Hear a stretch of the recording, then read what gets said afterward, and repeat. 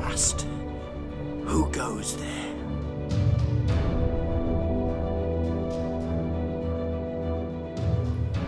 Hi, this is Chimes Media and I'm James Williams. Okay, as always, there's always plenty of things to discuss about, and this time I was going to talk about the banning of Tommy Robinson. It seemed to be rather swift after he had thoroughly embarrassed the BBC by putting on his own documentary of Panorama on, was it Saturday the 23rd, and exposing their corruption, their lying, how the chief producer or director was his favourite character was Martin McGuinness, the head of the IRA, which shows you what sort of sentiments he's got, and it just basically took the lid off the BBC, and they were thoroughly embarrassed. And within about 24 hours, I would suppose, as quick as that, he was banned off Instagram and Facebook. They're one and the same because they're both owned by Zuckerberg, who that's the robot one, the one who looks like Data from Star Wars or Star Trek rather. So he got banned off those. His book on Muhammad's Quran has been pulled off Amazon. There are calls for him to be banned off Google and YouTube, which still hold him. And interestingly enough, all the media came out to condemn him, as they would, because they're all in bed with each other, aren't they? Probably literally as well, I don't know.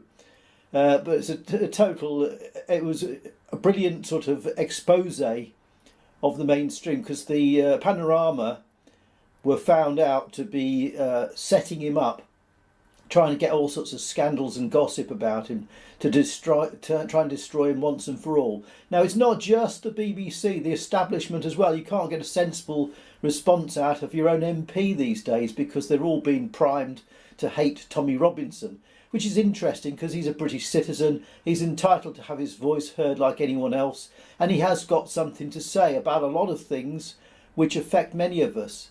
And unfortunately, you get all the sort of zombies come out, the left-wing zombies, and they are really, because there's a term that came out in 2018 called NPCs, non-player character types.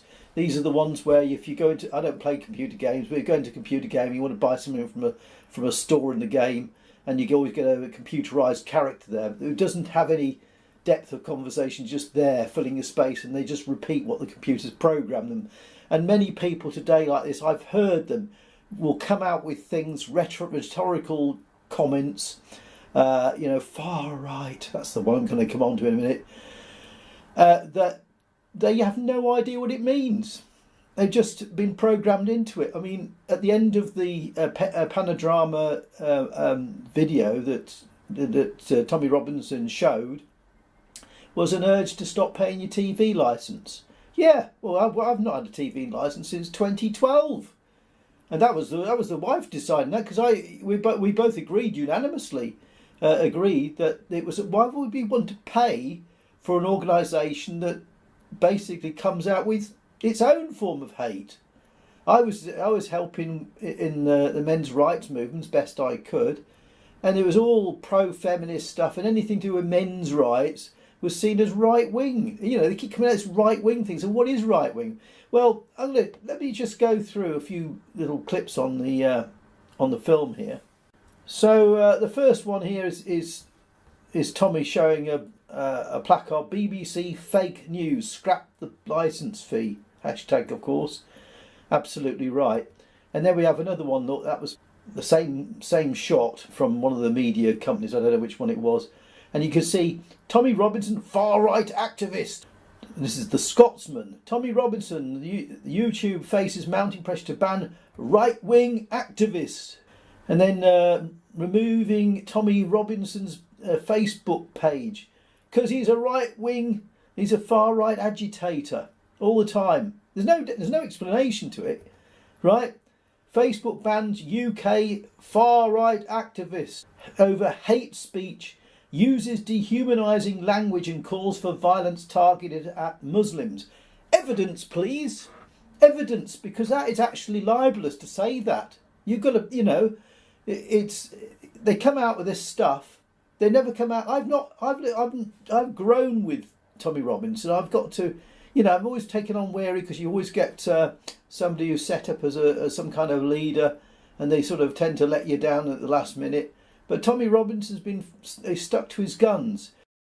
He's been to prison. He's been castigated and reviled by all the media establishment. And I have to say, it seems to be amongst the upper working class, upper middle class, I should say, people, the upper echelons, your media people. I don't know if there's any decent media people who actually do support him.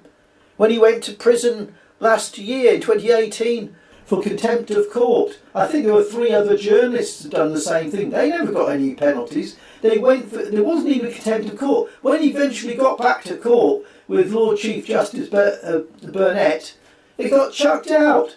There was no case to answer. He should never have gone to prison. And I even got it from my MP.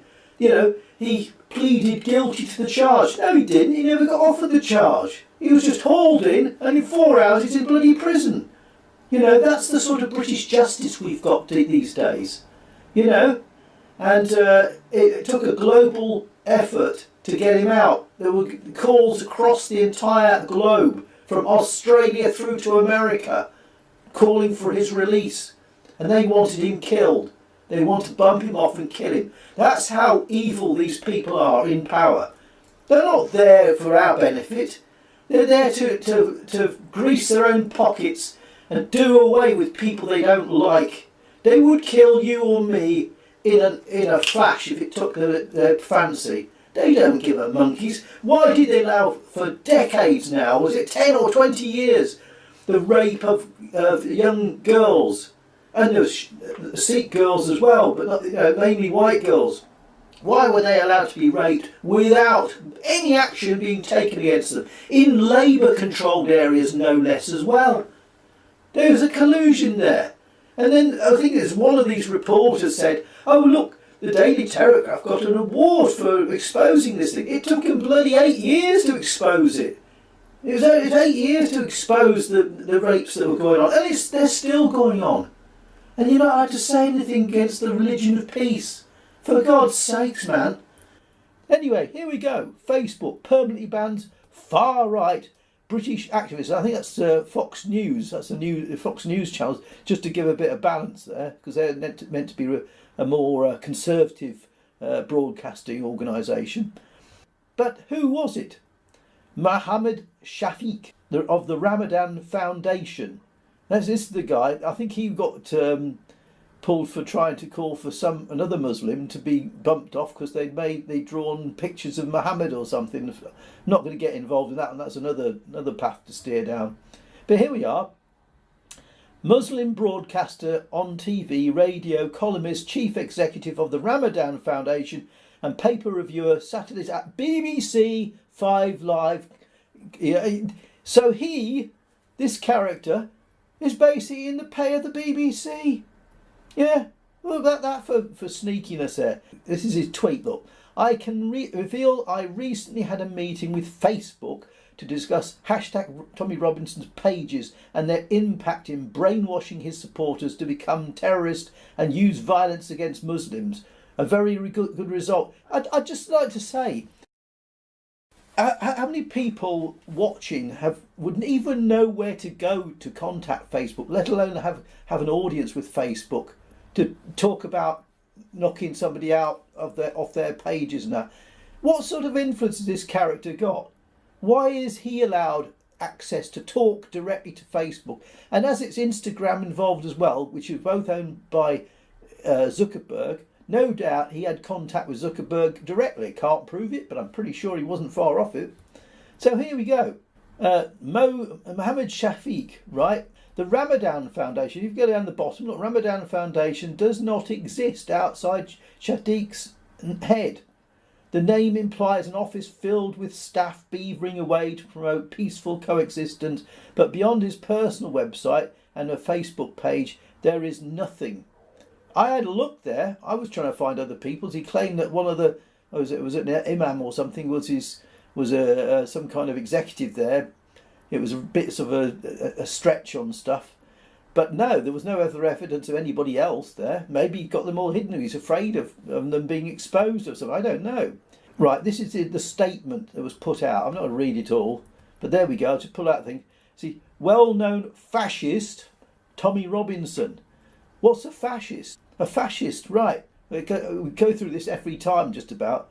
A fascist is somebody authoritarian in nature, has left-wing leanings, wants state control of society, but does not want necessarily to take over all the institutions, but to dictate to them what policies should be enacted and where. So they give out instructions to companies and things like what to produce and what to do, and it's intimate control. But they allow individuals to continue controlling and owning companies. No doubt, if they don't follow the instructions, they get booted out and someone else gets in their place.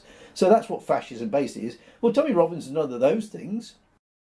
You know, Mussolini, I should remind you, got a commendation from Lenin for his Marxist views. Mussolini, who actually did carry out fascist principles in Italy. You know, obviously World War II was the renowned thing when it happened, but they were doing it in the 20s and 30s.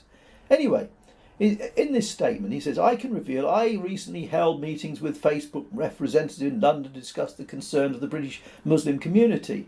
You know, you have to say, well, if you've got nobody in your foundation, what gives you the right? Well, there he goes. This is not about free speech or silencing criticism or questioning of Islam and Muslims. This is about hate speech and hatred towards one community. You know, this is the hate speech is free speech. It's the free speech is the right to risk being offensive.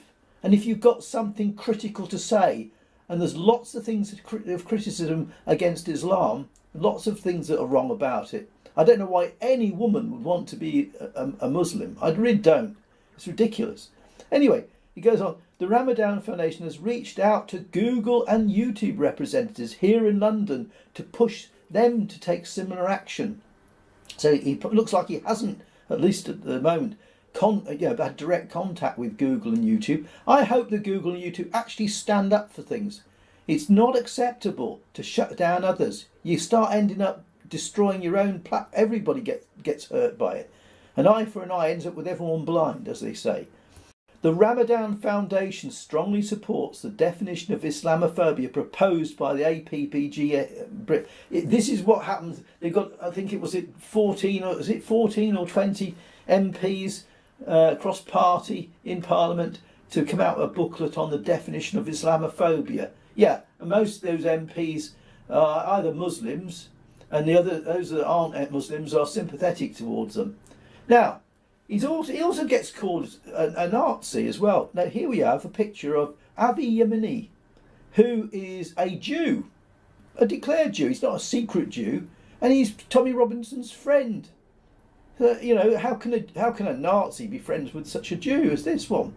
You know, he would have anything to do with him if he was a proper Nazi, would he? Anyway, Tommy Robinson's book, Muhammad's Quran, that's been banned. And you can see I've just crossed that out. Amazon at the bottom has been crossed out. Far right activists. This is Wikipedia. We have a helicopter coming over. Hopefully it's not the SAS or SBS even dropping in on me. Right. Referred to as a far right political website, far right activist, all this stuff.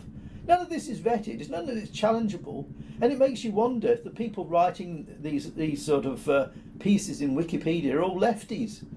But probably are. They don't even know the meaning of it. British newspapers, the least trusted in Europe. That's come from a Guardian, that as of all places. Least trusted in Europe. Far right politics. This is from Wikipedia. Far right politics are politics further on the right of the left-right spectrum than the standard political right. There's no definition there what right or left is anyway. Particularly in terms of extreme nationalism. How extreme do you get? If you're getting invaded by another country that's hostile to you and you resist and you rally your flag, does that make you a far rightist because you're fighting against an invading force? I don't know. Sounds a bit strange to me. Nativistic ideologies. Nativist. So are the Aborigines then far right because they're nativistic for their own culture? What about the Red Indians? I call them Red Indians. I don't care what you say. What about them? Aren't they proud of their own culture? Anyone who's proud of their culture, are they being nativistic and therefore far right? Are they displaying that? Interesting, isn't it? Authoritarian tendencies. Well, what about Joseph Stalin? Wasn't he authoritarian? Wasn't he regarded as a communist? He's a communist, isn't he? What about Mugabe? He's a lefty, isn't he? He's and Maduro, was it Maduro? All these left wing leaning and communist and socialist countries have dictatorships there in place, and with which they suppress their people. They're authoritarian by nature. Is that why the feminists are so keen on Islam being introduced into the UK? Because both lots are authoritarian in nature. Does that make them all far right then? There's no, look, it says neo-Nazi fascism and stuff like that. It's nonsense, isn't it? There's nobody got a real grasp of what left and right is. And I will say, I'm finishing on this. Basically, right wing is pro-individual and left wing is pro-state. And politics is the relationship between the state or the collective and the individual. And it's about, and a healthy state is about balancing the two. You don't want an extreme left wing and a statist setup, because you end up with the state doing everything, controlling everything, even what you think and eat and do. You've got no freedoms there because it's all about control. And you don't want it too far right because you end up with total anarchy. Because actually anarchy, in its strictest sense, is actually right wing, because it's all about the individual. It's all about no state. So you want to balance somewhere in between, so we've all got a happy existence, get on with each other. Anyway, that's all for now. Until next time, take care of yourself.